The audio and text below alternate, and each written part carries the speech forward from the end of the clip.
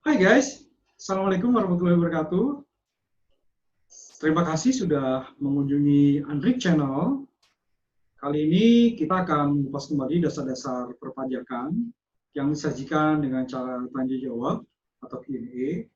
Kita akan mengupas mengenal PPh untuk orang pribadi, ya, bagaimana cara menghitung PPh orang pribadi untuk pengusaha yang melakukan pencatatan.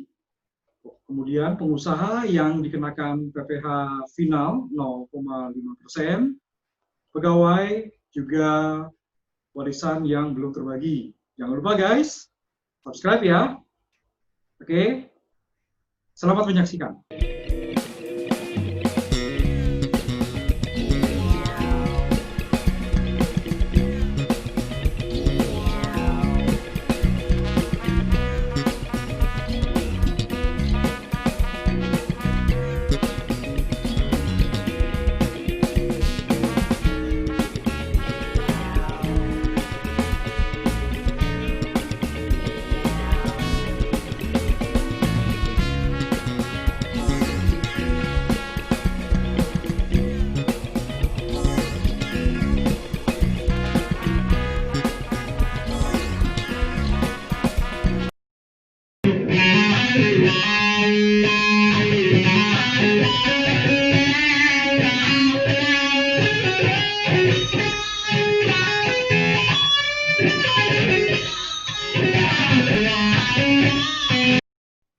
Penghitungan PPh orang pribadi bagi pengusaha yang melakukan pencatatan itu sama seperti yang sudah disebut di bagian sebelumnya.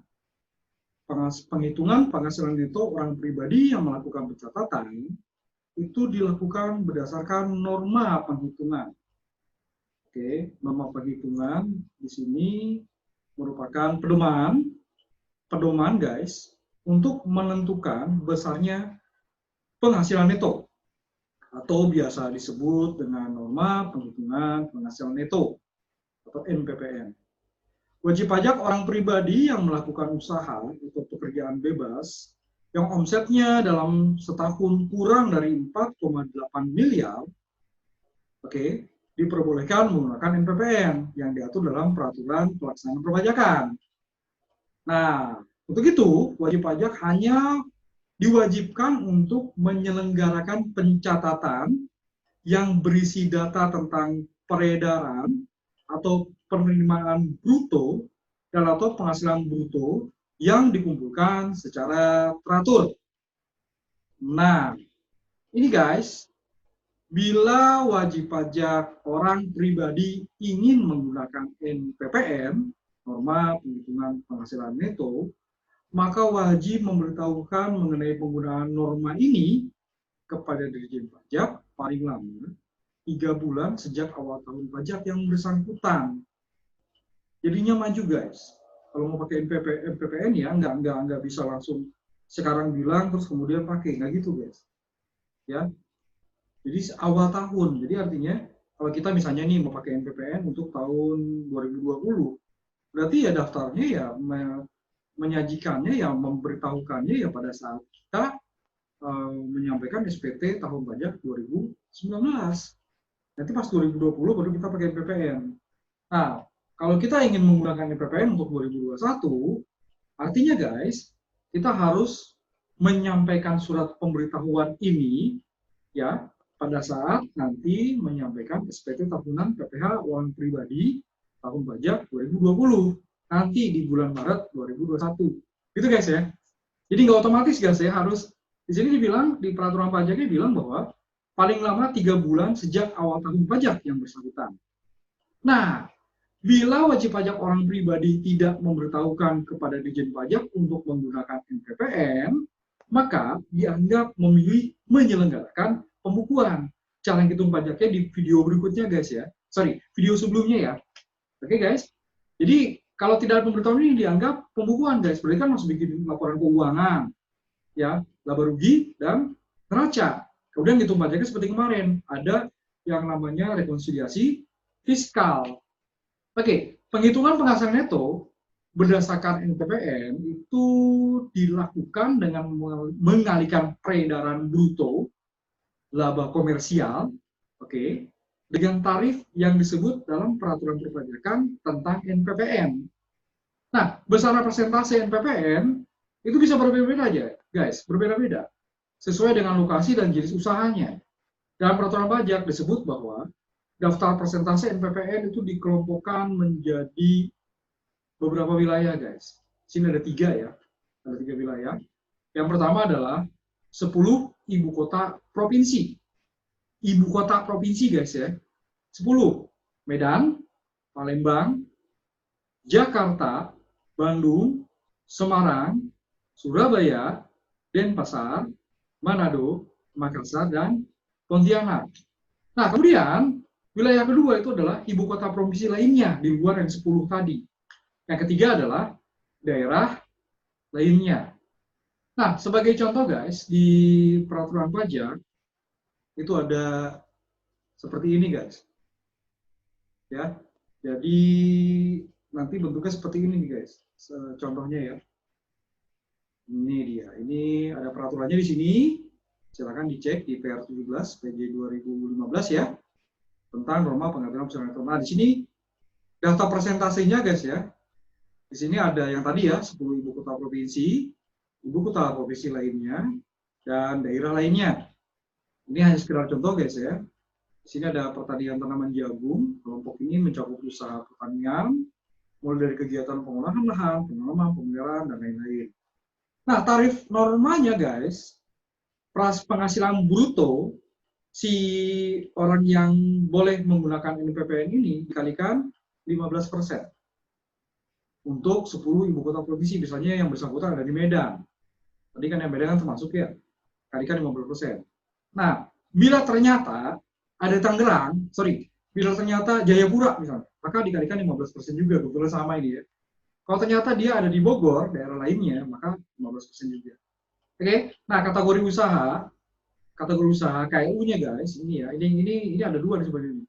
Ada tarif normanya, ada berdasarkan KLU. Nah, KLU-nya yang terakhir di CAP 321 PJ 2012. Jadi cara ngitungnya mudah, guys.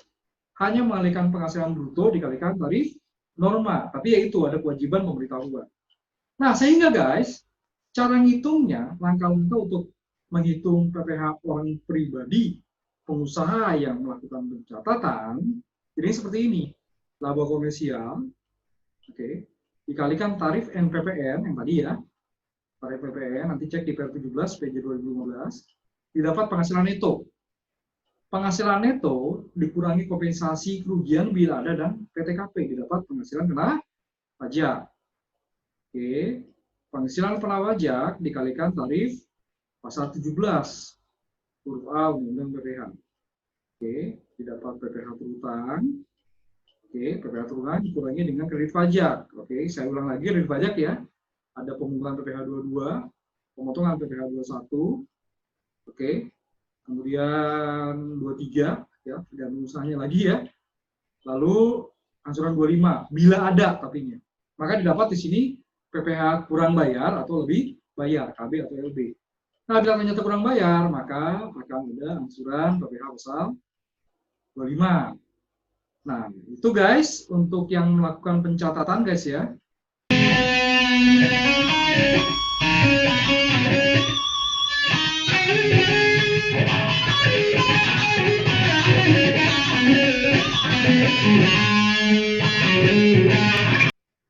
Bagi wajib pajak yang menghitung pajaknya dikenakan PPh final 0,5%, maka di sini balik lagi guys, apakah orang pribadi yang bersangkutan memang disebut atau tidak usahanya dalam PP 23 tahun 2018. Oke, kita langsung mulai saja guys ya. Dalam PP nomor 23 tahun 2018 disebutkan bahwa wajib pajak orang pribadi yang menerima atau memperoleh penghasilan dengan peredaran bruto tidak lebih dari 4,8 miliar dalam 1 tahun pajak dikenai PPh yang bersifat final sebesar 0,5% dari jumlah peredaran bruto setiap bulan. Oke, ya, jadi di sini dia balik lagi ya, kita sudah bahas di video-video sebelumnya di Andrik Channel, bahwa kalau misalnya dia dikenakan PPh final berdasarkan PP nomor 23 tahun 2018, maka dia wajib setor sendiri, oke, atau dipotong oleh pemotong pajak, gitu ya.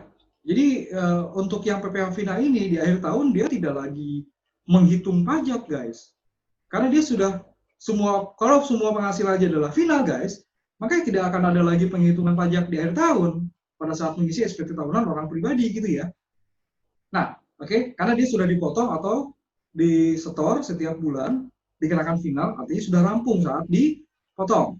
Nah, yang dimaksud dengan jumlah peredaran bruto setiap bulan adalah imbalan atau nilai pengganti berupa uang atau nilai uang yang diterima atau peroleh dari usaha sebelum dikurangi potongan penjualan, potongan tunai, dan atau potongan sejenis. Nah, tidak semua yang 4,8 miliar dalam satu tahun, guys, dikenakan PPh final 0,5%. Ada yang dikecualikan dari 0,5% ini. Jadi artinya, kalau walaupun yang bersangkutan di bawah 4,8 miliar, tapi kalau di sini dikecualikan, maka nggak boleh pakai setengah atau 0,5%. Nah, mereka ini adalah penghasilan yang diterima atau diberi wajib pajak orang pribadi dari jasa. Oke. Ya, yang pertama adalah penghasilan yang diterima di wajib pajak orang pribadi dari jasa sehubungan dengan pekerjaan bebas. Mereka itu adalah, ya, yang pertama dulu ya. Yang pertama itu adalah tenaga ahli yang melakukan pekerjaan bebas terdiri dari pengacara, akuntan, arsitek, dokter, konsultan, notaris, PPAT, penilai, dan aktuaris. Jadi kalau mau gampang, guys, nggak usah dihafal ya. Kita sebut aja mereka namanya Pak Panda. Pak Panda, tahu guys? Pak Panda? Ya bukan suaminya Bu Panda ya, guys ya. Pak Panda itu singkatan. Pengacara, akuntan, P dan A, pengacara, akuntan, K-nya itu konsultan, ya. Pak tuh ya, Panda, PPAT penilai, ya. P-nya itu PPAT penilai, oke. Kemudian arsitek, oke. N-nya itu notaris, D-nya itu dokter, A-nya lagi aktuaris. Pak Panda, guys. Oke, gitu ya. Kemudian, tenaga ahli yang melakukan pekerjaan bebas, di sini yang kedua adalah pemain musik, pembawa acara, penyanyi, pelawak, bintang film, bintang sinetron, bintang iklan, sutradara, kru film, foto model, peragawan, peragawati, pemain drama, dan penari.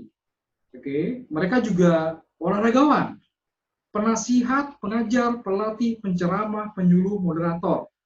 Itu dikecualikan dari pengenaan PPh final 0,5% dari jasa sehubungan dengan pekerjaan bebas. Lalu guys, pengarang, peneliti, penerjemah, agen iklan, pengawas, pengelola atau pengelola proyek, perantara, petugas penjajah barang dagangan, agen asuransi, distributor perusahaan pemasaran berjenjang atau penjualan langsung dari kegiatan sejenis. Kemudian yang kedua guys, selain tadi jasa dari pekerjaan bebas ya, ada lagi penghasilan yang diterima atau diperoleh wajib pajak orang pribadi di luar negeri yang pajaknya terutang atau telah dibayar di luar negeri. Itu juga tidak boleh pakai 0,5%. Lalu yang ketiga, penghasilan yang diterima atau diperoleh wajib pajak orang pribadi yang telah dikenai PPh final dengan ketentuan tersendiri yang diatur dalam peraturan undang-undang perpajakan. Yang kemarin kita sudah bahas ya apa aja ya. Kan di samping yang 0,5% ini kan ada lagi ya. Silakan cek di video sebelumnya guys tentang bahasan apa aja penghasilan yang objek PPh non final. Nah, terutama yang kita harus cek di sini adalah objek PPh final. Nah, apabila wajib pajak orang pribadi hanya memperoleh penghasilan yang seluruhnya tentang PPh final, maka pada dasarnya guys, sekali lagi saya ulang lagi, pada dasarnya tidak ada PPh orang pribadi yang dihitung. Tidak perlu melakukan rekonsiliasi. Karena itu tadi, semua penghasilannya telah dikenai PPh final. Jadi, buat mereka yang pajaknya dihitung secara final, maka di sini tidak perlu hitung lagi. Tapi si wajib pajak yang dikenakan PPh final 0,5% ini guys, tetap wajib melapor SPT PPh orang pribadi. Tapi cukup hanya lapor guys. Oke? Cukup hanya lapor penghasilan bruto dalam satu tahun pajak beserta PPh yang dipotong oleh dipotong pihak lain, pemberi penghasilan atau disetor sendiri dalam hal pemberi penghasilan tidak melakukan pemotongan PPh. Jadi dia cukup lapor peredaran bruto, kemudian sisanya ya nihil semua ya. Itu ya, lapor saja tidak hitung guys. Itu ya. Nah, kemudian nanti yang final-finalnya dipotong, itu nanti kita ada laporan tersendiri di SPT orang pribadi ya. Pajak yang dipotong atau dipungut oleh pihak lain. Jadi, gitu guys. Untuk yang orang pribadi, yang pengusaha, yang dilakukan, yang dikenai PPh final 0,5%. Oke.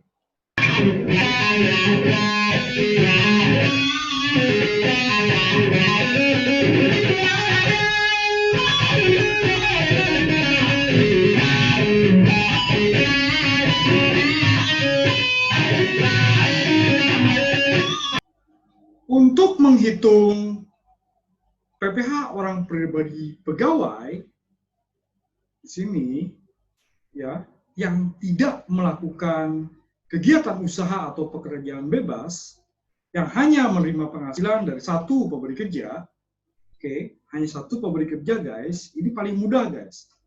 Jadi kalau pegawai tidak punya penghasilan lain dari sumber lainnya, tidak melakukan kegiatan usaha atau pekerjaan bebas, hanya menerima penghasilan dari satu pemberi kerja, ya, maka secara umum kewajiban perpajakannya hanya meliputi kewajiban untuk menyampaikan SPT tahunan PPh orang pribadi saja. Nah, dalam hal ini wajib pajak orang pribadi tersebut tidak perlu melakukan kewajiban pajak yang lain, seperti menghitung, menyetor pajak sendiri atas gaji yang diperoleh setiap bulan.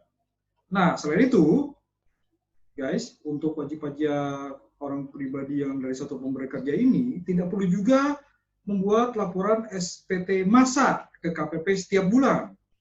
Oke, jadi kalau kita sudah punya NPWP, guys, itu ada dua sebetulnya kewajiban lapor SPT-nya. Selain tahunan juga massa. Tapi bagi pegawai tidak perlu, guys. Yang satu pemberi kerja tadi ya, hanya pegawai dari hanya satu pemberi kerja. Maka dia tidak perlu membuat laporan SPT massa ke KPP setiap bulan. Kenapa? Karena penghitungan, penyetoran, pelaporan pajak atas gaji, juga tunjangan-tunjangan yang diterima, telah dilakukan oleh perusahaan sebagai pemberi kerja yang memotong PPh pasal 21. Nah, dalam hal mengisi SPT tahunan PPh orang pribadi, pegawai hanya perlu memindahkan penghasilan neto, khususnya yang ada di dalam kolom ke-14, formulir 1721A1 dari pemberi kerja. Nah, ya, 1721A1 dari pemberi kerja ini biasanya kita terima di awal tahun, guys ya. Karena biasanya kalau tidak bulan Januari ya, rata-rata Januari sih maksudnya ya.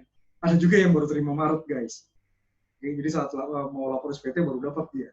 Nah, bila pegawai tersebut ternyata bekerja lebih dari satu pemberi kerja, maka orang pribadi tersebut harus menghitung kembali penghasilannya dalam SPT tahunan orang pribadinya. Oke, kenapa? Karena dia dengan punya dua bukti potong, artinya kan tidak bisa lagi cuma mindahin angka, guys, dari kolom ke-14. Ada dua bukti potong berarti di sini. Nah, PPh pasal 21 yang dipotong dari pemberi kerja dapat dijadikan sebagai kredit pajak di SPT tahunannya. Dan biasanya, guys, di akhir tahun pajak bagi WP orang pribadi pegawai yang memperoleh penghasilan lebih dari satu pemberi kerja, SPT tahunannya akan cenderung kurang bayar, sehingga akan menimbulkan angsuran PPh pasal 25 di tahun berikutnya. Jadi gini guys ya, dia punya dua penghasilan. Oke, dua penghasilan tadi itu digabungkan, guys. Digabungkan. Nah, walhasil dua penghasilan tadi PTKP-nya kan tetap satu. Sehingga akhirnya tidak bisa lagi seperti pegawai yang hanya satu pemberi kerja. Dia tinggal mindahin angka dari 1721A1 di kolom keempat, di situ adalah penghasilan neto ke SPT tahunan orang pribadi. Nah, bagi si orang pribadi pegawai yang punya dua pemberi kerja, maka dia akan menggabungkan seluruh penghasilannya. Oke, di bukti potong yang pertama dia ada PTKP, bukti potong kedua ada PTKP, tapi karena penghasilannya digabung, akhirnya menjadi kurang bayar, guys. Nah, jadi guys, untuk yang PPh orang pribadi pegawai, kita bisa lihat jadinya seperti ini guys. Nah, ini dia. Oke. Penghasilan pegawai wajib pajak orang pegawai. Di sini ada gaji, tunjangan pajak, namanya penghasilan bruto pegawai ya. Atau juga ada asuransi dibayar perusahaan, JKK, JKM, BPJS Kesehatan, gitu ya, kerja. Natural kelipatan yang jadi objek PPh pasal 21, ya. Ini nanti kita akan bahas sendiri guys ya, di bahasan terkait dengan PPh 21. Ini terutama mereka yang bukan subjek pajak, ya, yang PPh-nya dikenakan final. Nanti kita akan bahas di pemotongan PPh pasal 21. Oke, penghasilan bruto tadi guys, dikurangi dulu dengan biaya jabatan, 5% di penghasilan bruto yang ini ya, ada iuran pensiun, maka dapat penghasilan neto. Nah, ini kita tidak perlu hitung, kita cukup pindahkan angkanya aja ini. Kita tinggal pindahin angkanya itu. Ya, kita pindahkan angkanya, kemudian kita juga tinggal kutip di SPT nanti ya, tinggal kutip ininya, berapa jumlah potongan. Udah kalau hasilnya 0. Kalau 1 pemberi kerja. Kalau 2 pemberi kerja nggak bisa gitu ya, kita harus hitung dulu semua penghasilannya. Oke guys?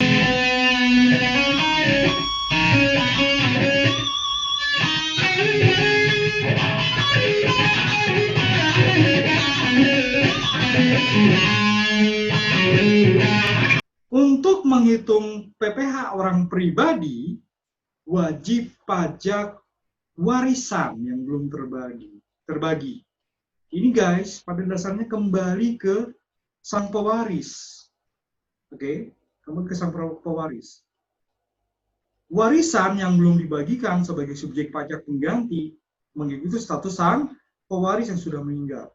Sehingga bila sang pewaris di sini tadinya adalah pengusaha, maka cara ngitung pajaknya seperti yang tadi. Apakah dia kena final, apakah dia merupakan NPPN, atau yang video sebelumnya ya, apakah dia melakukan pembukuan.